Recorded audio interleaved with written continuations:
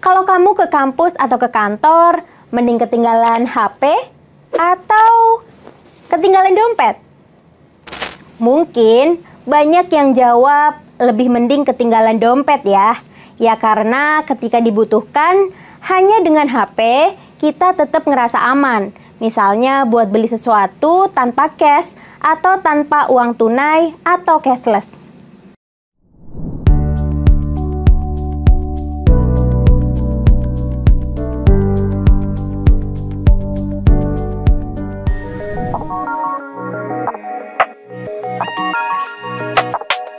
Zaman sekarang pembayaran via cashless kayaknya udah jadi gaya hidup baru ya. Terlebih sejak pandemi COVID-19 atau hidup dalam era new normal. Ini bukan asal ngomong ya, tapi beneran. Kata Bank Indonesia, transaksi uang elektronik atau transaksi tanpa tunai tiap tahun makin melejit. Data 5 tahun terakhir nih guys, nyebutin kalau tren penggunaan uang elektronik semakin meningkat pesat.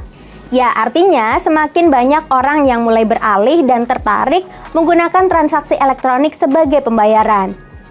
Sejak 2019, penggunaan uang elektronik mencapai 145,2 triliun per tahun. Ketika pandemi di 2020, penggunaannya naik hingga 204,9 triliun per tahun. Begitupun di tahun 2021 dan 2022. Meningkat hingga di angka 300 dan hampir 400 triliun per tahun. Emangnya setahun 2 tahun ke depan bakal gimana sih?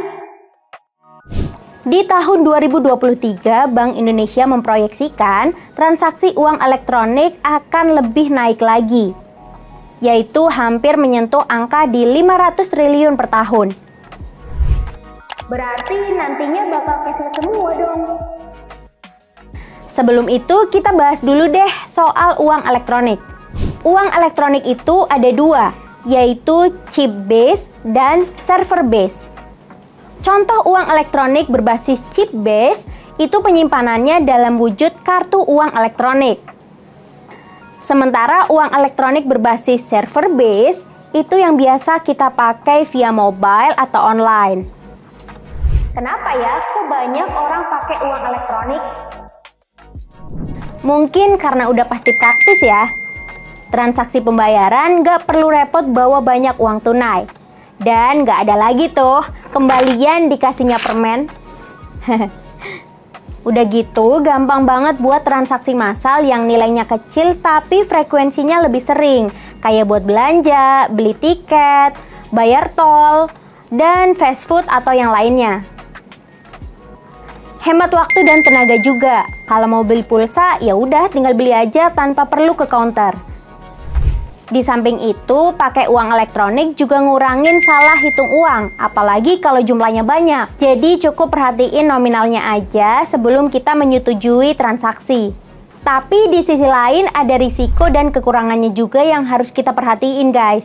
Kalau aja uang elektronik dalam bentuk kartu hilang, ya udah, bisa aja dipakai sama pihak lain. Karena dasarnya uang elektronik itu sama kayak uang tunai. Kalau hilang, ya nggak bisa diklaim ke pihak penerbit. Namanya aja uang elektronik, ya pasti butuh koneksi sinyal buat bisa pakai kan. Kalau sinyalnya ada gangguan, ya terpaksa transaksinya harus ditunda. Udah gitu, karena serba dimudahkan, kita berpeluang jadi orang yang konsumtif ya nggak sih guys? Mau barang apapun, tinggal scan QR code, transfer, atau gesek kartu. Gak cuma itu, kita juga harus waspada sama potensi ancaman siber guys. Makanya keamanan informasi transaksi harus lebih diperhatiin. Sering-sering deh ganti PIN atau passwordnya ya. Balik lagi guys, mengingat masyarakat Indonesia makin minat untuk cashless, pergeseran budaya ini mendorong pemerintah untuk mengeluarkan inovasi agar pembayaran transaksi elektronik semakin efisien, seperti KRIS.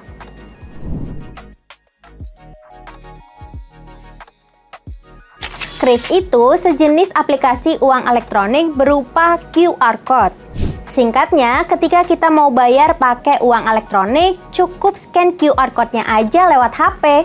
Apalagi cukup dengan satu QR Code, kita bisa bayar pakai semua jenis pembayaran digital. Lebih efisien kan? Kerennya lagi, pemerintah memperluas penggunaan kris ini untuk pembayaran antar negara di lingkup ASEAN. Saat ini baru tersedia di 4 negara, Filipina, Singapura, Malaysia, dan Thailand. Jadi orang Indonesia bisa pakai kris ketika bepergian di 4 negara tersebut. Lantas kalau masyarakat makin cashless, apa uang tunai masih dipakai?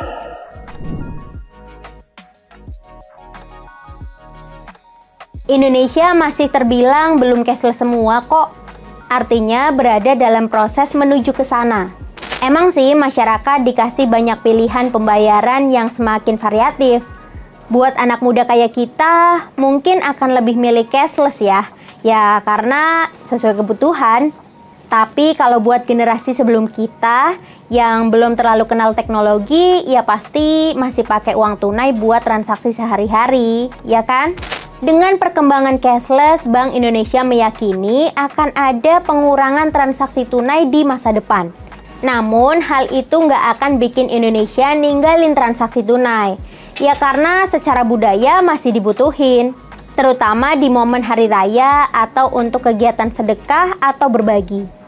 Jadi guys, kalau kamu sendiri buat bayar-bayar masih pakai uang tunai atau udah cashless nih? Udah nemu temen yang gini belum? Gue nggak ada uang tunai nih. Pakai uang lu dulu dong, ntar gue ganti lewat transfer deh. Yuk, komen di bawah. Yuk, bareng Indonesia Baik, bikin Indonesia jadi lebih baik.